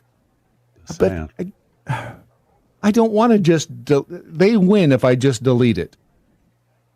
They won, and that bothers me. And send it to that they need to be alerted for a scam alert. Yeah, you can do that on Android. When Apple allows you to do that with the racist Trump comments and everything, but Android. Well, no, Android got the idea for doing that from Apple. And, did they? Yeah. Okay. Yeah. Okay. But if you do that, when you report it as spam, you know what happened? Nothing. That doesn't even go anywhere. You report it as spam, and I'll have you know. I mean, I'll have you know. I think that is not true. They are working hard every day on people's spam. Remember the cell phone no call list? Look how well that did. But it works. It does work. But the problem is that people have cell numbers that are not, like in Texas. You can do the cell no call or no spam in Texas. Well, my phone number is not my cell number is not a Texas phone number, so I can't stop them. So I can't stop them because it's not a Texas phone number. Texas takes care of their area codes. Each state has their separate area codes in different areas. So when they say, you can go on this, you can block this in Texas and delete this in Texas. Yeah, you can, but my phone number is not a Texas area code. So okay, but the Federal Trade Commission allows you to put your phone number on a national no-call registry. Oh, yeah, for that, yes, that is separate from the state stuff. Yes, right. It is. And it doesn't. I mean, this is a shock, but the Federal Trade Commission's little program here does nothing. Well, we still get calls. I would say that I disagree with that because when they become alerted to something that is giving you a call, right, then they can deal with it. It's just that those damn scammers keep scamming. They won't stop scamming. If Elon Musk would quit gutting places like the Federal Trade Commission, which is providing America with a valuable service, maybe we'd get something done. That's but no, kind of a good point. He and the puppet Trump are just in there lining their own pockets. How long are we going to let this insanity go on? Kind of a good point. How long? How long? I don't know. Are Trump and Elon not rich enough already? Why are we allowing them to get richer? Well, Elon is a lot. He's the richest guy on the planet, but he is a lot richer than Donald Trump. I mean, Elon spits on Donald Trump for the pile of his money. Tell you that. What about Sunny Huston? Does she spit on? I forgot I sent this. Okay, so Sunny is a genius. This podcast YouTube thing is Behind the Table, which is I think it's actually an ABC View thing where they sit down and talk behind the table scenes with their host, which is, I mean, I didn't even know it existed, so I don't know, but I saw this clip of Sunny who shows just how genius Sunny Hostin is. I'm against diversity, equity, and inclusion. It gives me great pause because it makes me feel that you from the beginning. Yeah, up comes the beginning because she was talking about how she's tired of people who say they're against diversity, equity, and inclusion. You're right, because people are too stupid to realize that's what she meant. But I'll start it over. When I hear someone say, I'm against diversity, equity, and inclusion, it gives me great pause because it makes me feel that you don't want diversity, equity, and inclusion. What? And the Republican Party and the conservatives have done a great job of bastardizing that term. And I think it needs to be. You don't want. You know we what? don't even need to hear it anymore. I just love the idea of when I hear that, I feel like it gives me great pause because it makes me think that that's what they mean. Yeah, Sonny, that's what it means. That's pretty much what it. It means. Is she a DEI hire? Yes. She would say no, but I'll say yes. And I don't know how that show.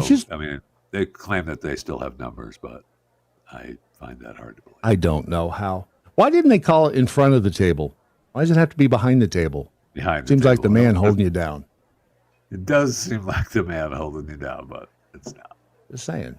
I mean, in front of the table, we're up front with you instead of behind the table, where it seems to me that says dishonesty.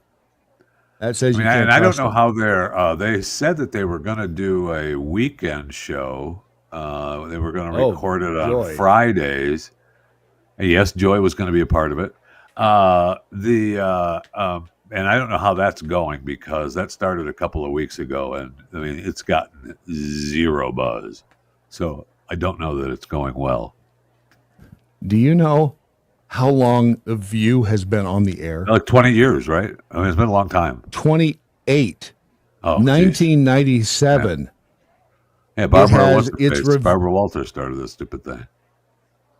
Yeah, and she's a mummy by now. Reviews on IMDb give it a 2.4 out of 10. It has an 8% Rotten Tomatoes score. And what does it say here? The View is now losing to Harris Faulkner on Fox News. Oh yeah, I mean they're terrible. But they're part of the ABC News division, and they've now taken. I mean they have attorney. I know. Seems like a fail. They have actual attorneys on set, so that when you watch the show, I mean, and I don't, but I've seen clips. But they have to retract things that they've said because the attorneys are like, you can't say that. You can't say that, you stupid View person. And there, I said that nicely. Is that how they phrase it? Quote. That is a quote from the attorneys on the View set. You stupid View person, whatever you are. Yeah. You know what's funny is that, do you remember, of course you do, the show Unsolved Mysteries? It was originally it was produced as part of the NBC News division.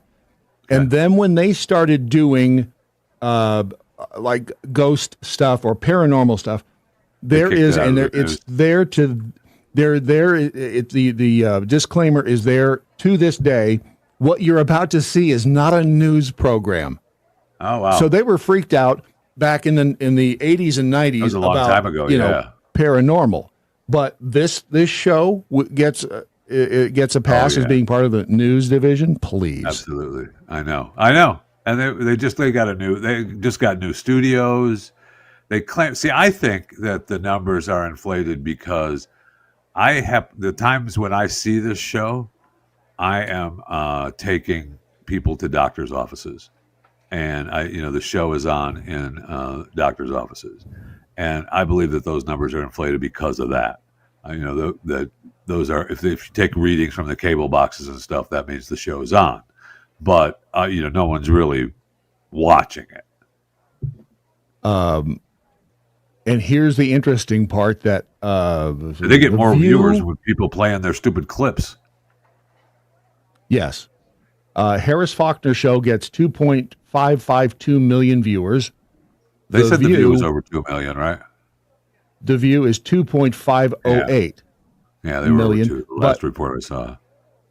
Faulkner is on cable. The View is on broadcast. The View would be available everywhere. And still comes in second. Everywhere.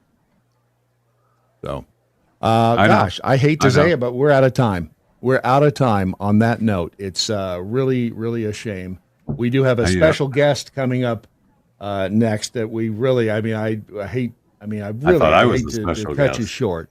I thought Jeff Fisher from Chewing the Fat was a special guest, and from chewing the what? I didn't get an opportunity to hawk my book. I didn't get to be able to hawk my new album. I like to hawk my show, Chewing the Fat with Jeff Fisher. I didn't get a chance to hawk any of that. Is that what that's called? You get a higher rating than The View. I'll have to listen to that sometime. So that's what's on that? Is that the Blase Network? Is that what it is? Yes, that's exactly what it is. The Blase Network. Blase that's what it is. Network. All right. Yeah. Excellent. Some people pronounce it like that. They'd be wrong, but some people pronounce it like that. Huh. That's anyway, Ron, you've been a joy today. Thank you, brother. Ron, you've been a joy today. Yep. Look, I know I'm not Rachel Maddow, so sorry. Sorry. He has a little issue. Hey, at least ladies and gentlemen. I know he does. Yep. I know he does. All right, that's push the button, Ron. That's time to Bye, Jeffy. Go. You push the button now. Push the button now. And we will return with that special guest in a second on the Daily Mojo. Where political correctness comes to die. The Daily Mojo.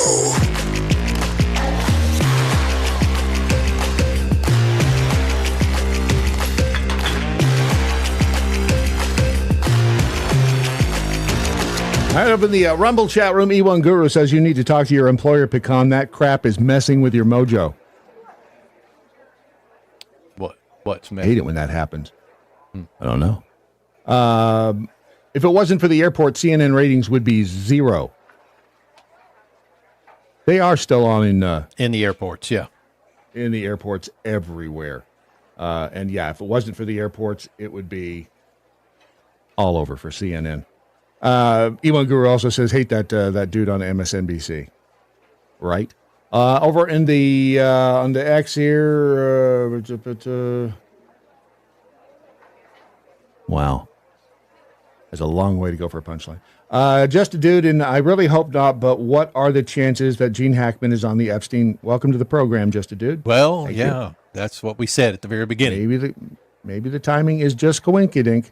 I'd like to think that it was, but the Babylon Bee. This is a visual. I'm not sure I can get it to you. Let's see if I hang on a minute. Maybe I can get this over there. Just a moment, please. One moment. That, there, this. And breaking news from the Babylon Bee. A black bar visited Epstein Island hundreds of times. Right? That's a pretty good one right there. There you go.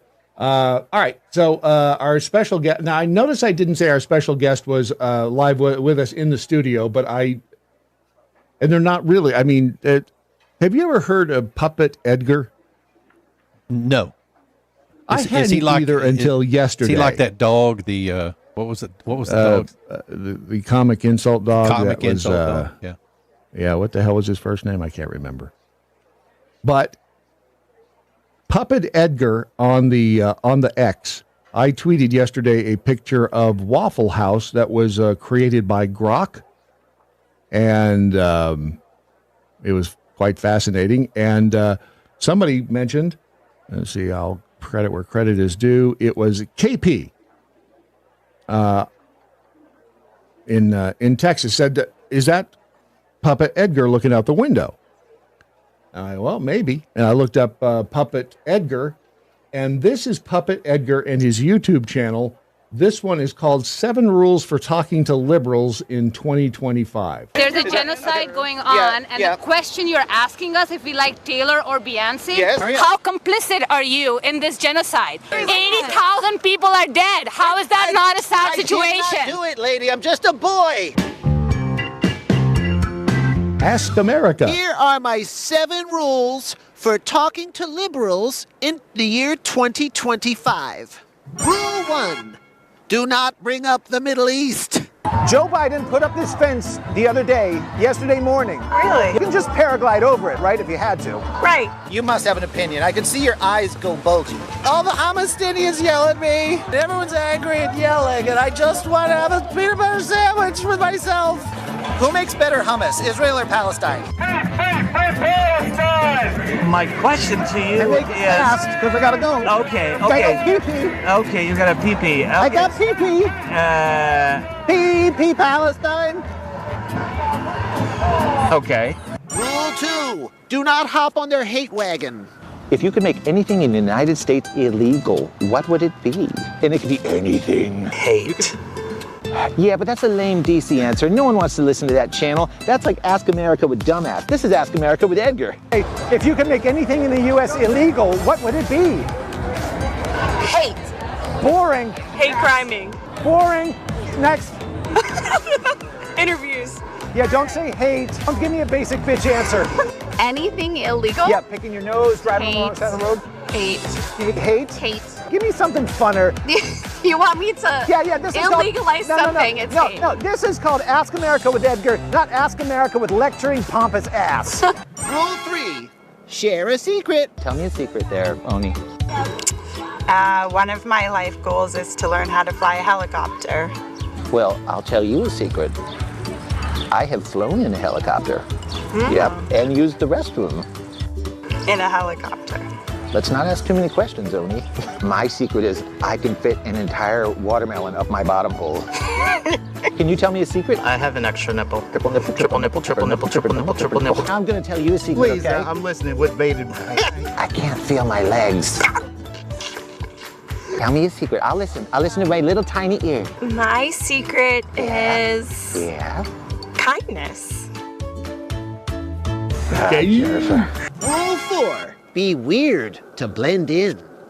You're the best. Thank you. I'd high five you, but my hand is stapled to my stomach. That's cool. My puppet show is a beacon of freedom. I did kill Elmo in a knife fight. I want you to know he screamed as he bled out, but I couldn't tell. I could not tell it was blood because he's red. Just hit me hard, bitch. You know, you see up on... He almost got arrested when he asked Ilhan Omar what it was like to sleep with her brother.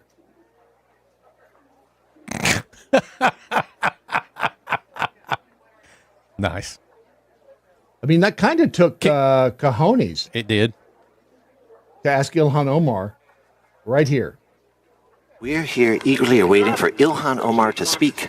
Ilhan Omar is famous for many, many things, not the least of which, controversially enough, is reports from the Minneapolis Star-Tribune that she may have married her brother. And I want to speak very softly and respectfully here. Ilhan Omar, did you consummate the marriage to your brother? Which is worse, immigration fraud or brother Are there any other relatives you fancy, Ilhan? How did your brother propose to you?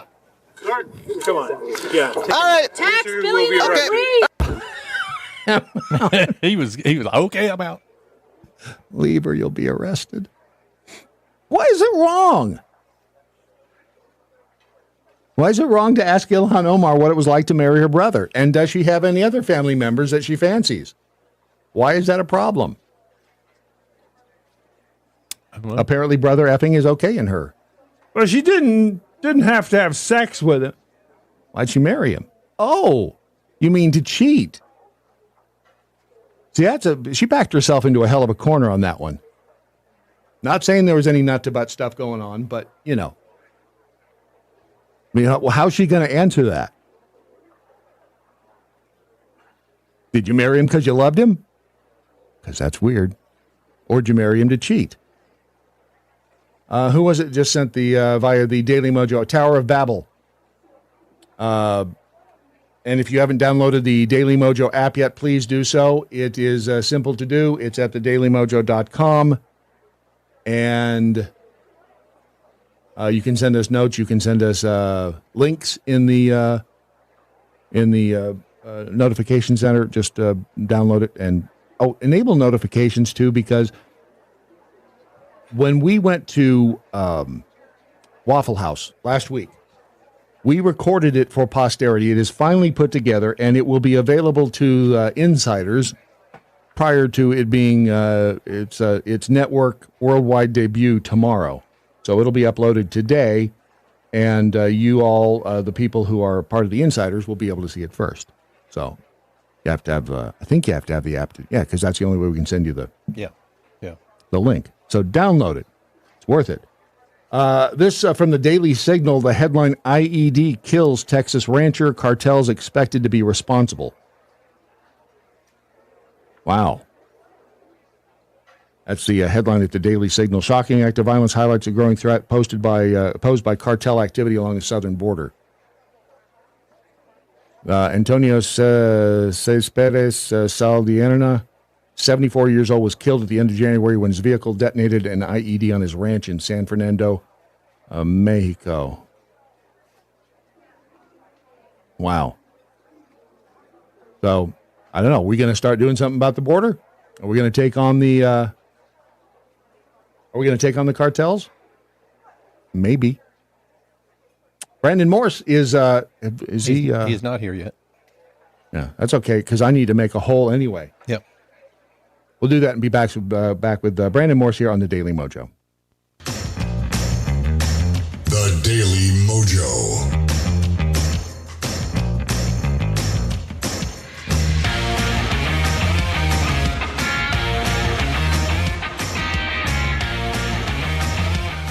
Dr. Trivium on the X.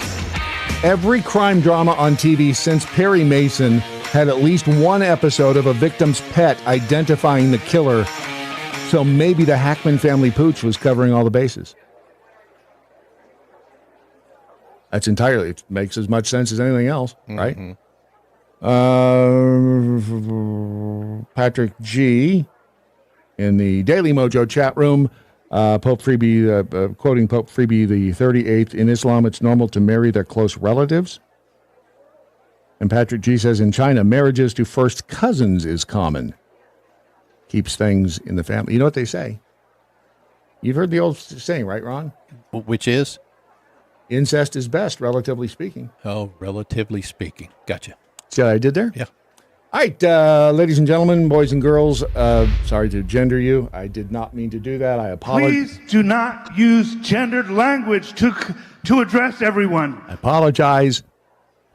Are you doing something different with your hair, Brandon? Because it looks fluffier today. It's called waking up in the morning and not doing anything with it.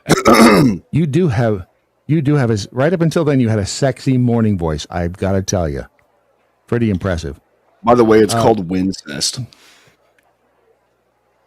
It's called what? Wincest.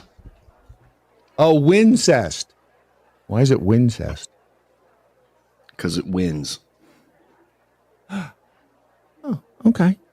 Yeah, right, you said you wake you up were a little making bit a more. joke about incest is best, and I'm giving you a Reddit definition. Okay, look. To be clear, I think that incest is gross, but I had a friend in grade school who used to call his sister Miss A because he thought she was hot, which I always thought was a little weird. But I mean, not to say that she wasn't hot, but that's just a little weird. I'd like to play this, one of your shorts. I don't want to play with your shorts. I'm going to play your short. I'm just going to roll the video here. My tinfoil hat theory about Kathleen Kennedy is that she is purposely destroying Star Wars. She's purposely destroying Indiana Jones. Pretty much anything that Steven Spielberg or George Lucas had a hand in, she is trying to bring down. Because, as I have discovered over the course of the last few months, George Lucas and Steven Spielberg didn't actually seem to respect Kathleen Kennedy at all.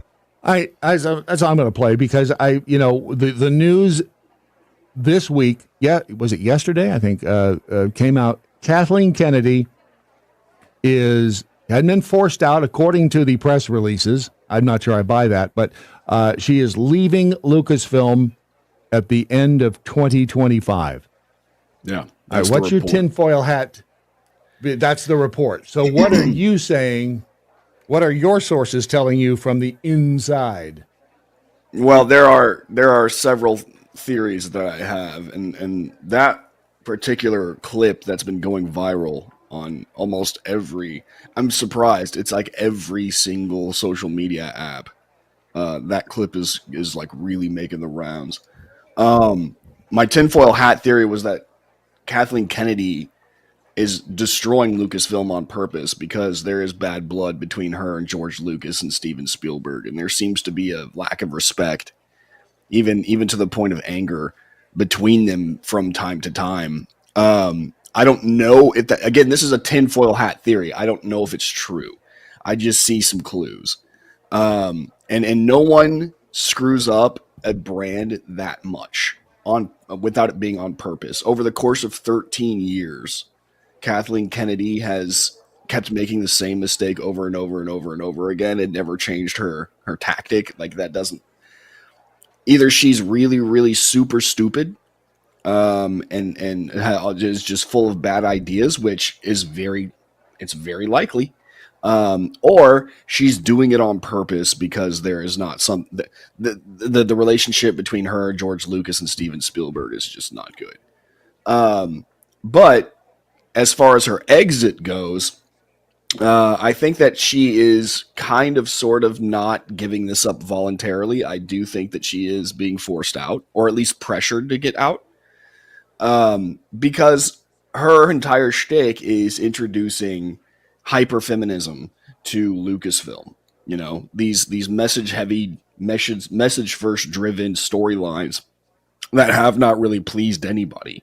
Like Star Wars is in shambles. Indiana Jones's legacy is destroyed. Willow, I don't know if you remember, Willow had a movie come out on Disney Plus that was so bad that they literally took it off the platform. You cannot see it now. It is vaulted deep within the Disney vaults. You can't access it. And I think that, they took the hit, right? They took the tax hit on that one. I don't actually know if you can take the tax hit after you release it. I don't know that.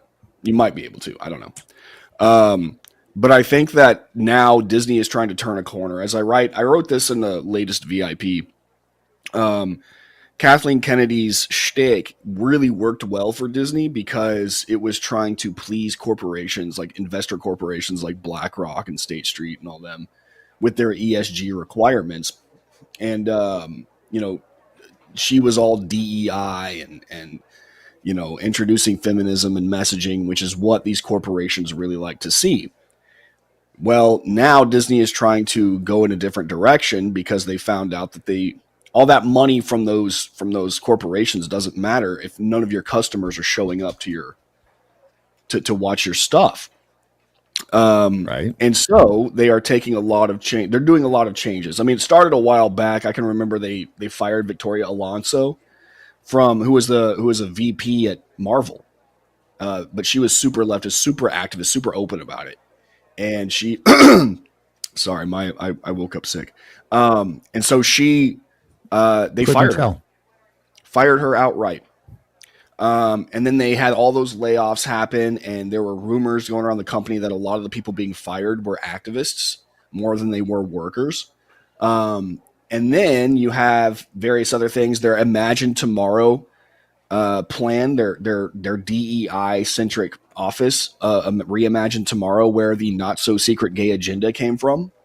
That's an actual quote from the person who led it. They've closed that down now. They have actively said that they are marching back their DEI requirements. Now, given a lot of people are just being rearranged, it's not necessarily just going away, but I think their goals are changing up. And then that leads me to Kathleen Kennedy. Kathleen Kennedy represents something that is not working for Disney, at least not anymore. And so now I think it's very interesting that she is being asked to leave. Now, she can't just be fired like Victoria Alonso. Kathleen Kennedy is actually a legend in the movie industry. Like, she has been Steven Spielberg's right hand for a very long time. She's been involved with George Lucas for a long time. Like, if you go back and look at any Steven Spielberg movie, and even George Lucas movie, Kathleen Kennedy's name pops up somewhere. Sometimes directly in the credits at the very beginning and as a producer. So getting rid of her and just firing her is probably not going to look good for Disney, at least in the industry. So I think they're trying to ease her out. I think they're pressuring her to step down. I think that she's leaving, not entirely of her own accord, and that Disney is trying to move on from an era that did not work well for them. It used to because Star Wars $G, but not anymore. The Star Wars movies have lost at least $2.8 billion since Disney purchased Lucasfilm 13 years ago. Yeah. They've lost $2.8 billion. And think about this too. In the entire 13 years that she's been in charge, they have released 5 movies. 5. That's all? Yeah, they have. Yeah, isn't that crazy? Wow. Like, you don't think that, but it's true. And then like they've announced a ton. They announced a ton of movies coming up. Never released one of them. You remember the director of Wonder Woman? I can't remember her name now. She was supposed to direct an X-Wing movie. They even had like an entire commercial, like teaser set up for her where like an X-Wing flies around in the background and she's putting on a helmet and all this stuff. And it was Rogue Squadron. It was a Rogue Squadron movie. Never got released. They never did anything with it. They did that over and over again. But they finished it? No, they never. I don't think they ever got to work on it. Kathleen Kennedy's mismanagement was awful. Directed by Patty Jenkins. Patty Jenkins, that's it. Yeah, Patty Jenkins. You can actually see, like, if you were to look up the Patty Jenkins Rogue One teaser, it's like her talking about how, like, she is the daughter of an Air Force captain or something like that, or she was in the Air Force. Well, I can't remember now, but like they went so far as to put like an X-Wing in it and all this stuff to like really tease and hype this up, and then never did anything with it. And that was a constant pattern under Kathleen Kennedy, announcing stuff, never getting around to it. Announcing stuff, never getting around. Here it is.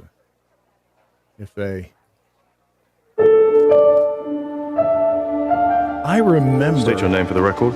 Jen. No, that's the Rogue One. I'm talking about Rogue Squadron. Oh, Rogue Squadron. Patty Sorry, Jenkins. I typed that in wrong. I was going to say, wait a minute. I thought I remembered this. Rogue One came out. There was apparently a lot of Rogue One that. Here it is.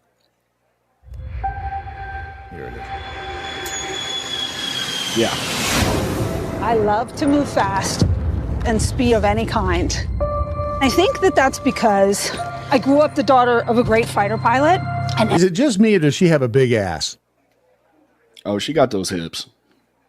Okay. Every day I would wake up and go outside and look up, see my father and his squadron taking off and their F-4s roaring across the sky, and it was the most thrilling thing still I've experienced in my entire life.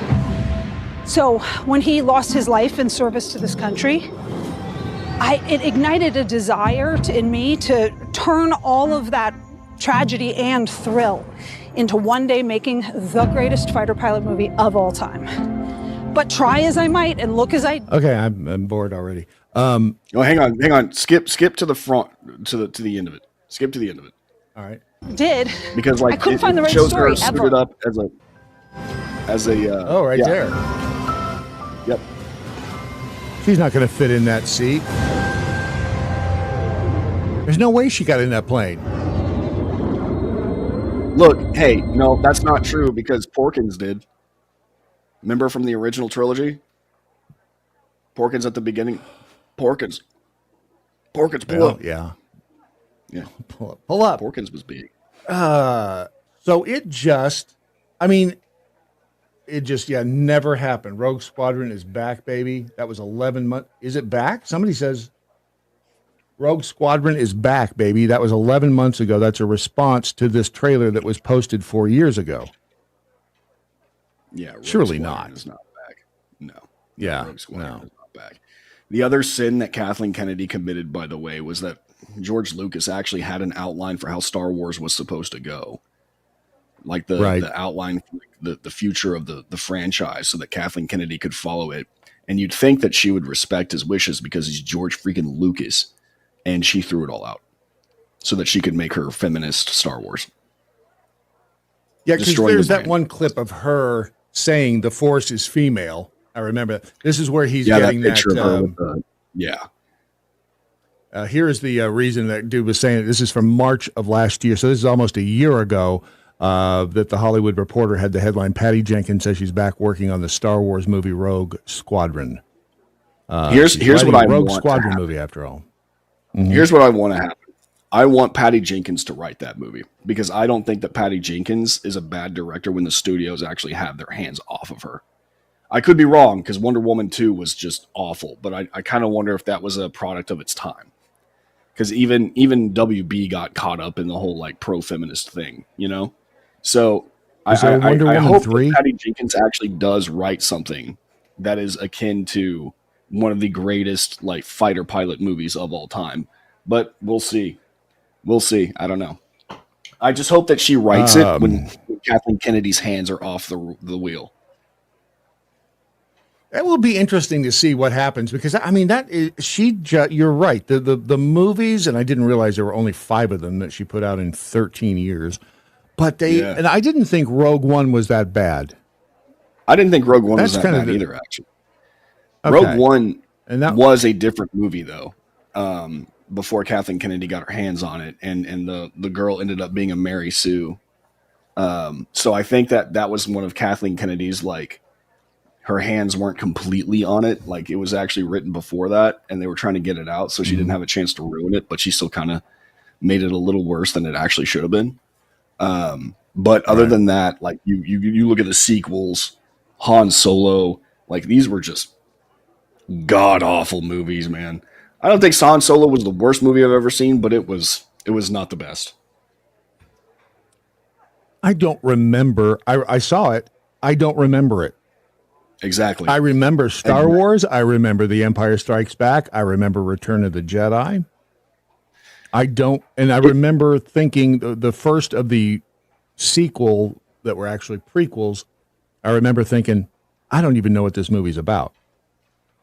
It was a rehash of A New Hope. And when I first saw it, I was like, oh, that's pretty neat.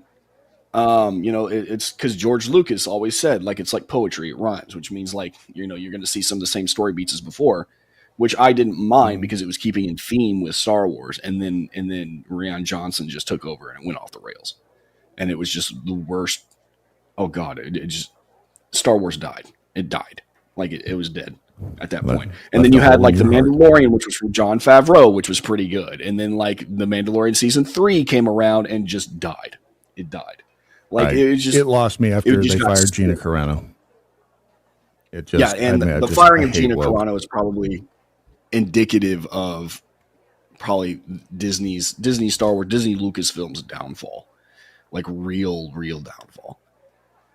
All right, over at Red State, fantastic piece on Kathleen Kennedy, and over on YouTube, it's the Brandon Morse YouTube channel, on X, the Brandon Morse, and anything exciting coming up, you have 5 seconds to tell us. I have a new video coming out soon. I'm working on it right now, and I need everyone's help in helping it get out. Absolutely, you've got it. All right, go drink some hot tea and maybe a shot of bourbon. See you, buddy. Absolutely. All right. Brandon Morse. What do you mean it's let's go? Perfect way to close out 2 hours of audio deliciousness and insanity known as the Daily MoJo for today, Thursday, the 27th day of February, year of our Lord 2025. It was a strange day, right? I mean, when you wake up and it turns out that one of the big stories is Gene Hackman and his wife and his dog all died. Yeah. It's a weird day. Anybody learn anything? We'll find out. Peekapoo on the X says Star Wars 7, 8, and 9 are like inferior Chinese knockoffs of Star Wars 4, 5, and 6. Truly, and again, if you have a chance to watch the Critical Drinkers reviews of those movies, watch them, because he nails it. Stinky Biscuit. Well, I learned today, Bart is looking for mail-order chicks on the air. That's a new low. Is it? Those aren't the chicks I ordered. Right, mine I think were taller. Well, I'm honest. I mean, I've never claimed to be anything but a low-life white trash. If you're going to be white trash, be the best white trash you can be, right? Exactly. Dr. Free-Range Prisoner, incest is best, relatively speaking. If you can't keep it in the pants, keep it in the family.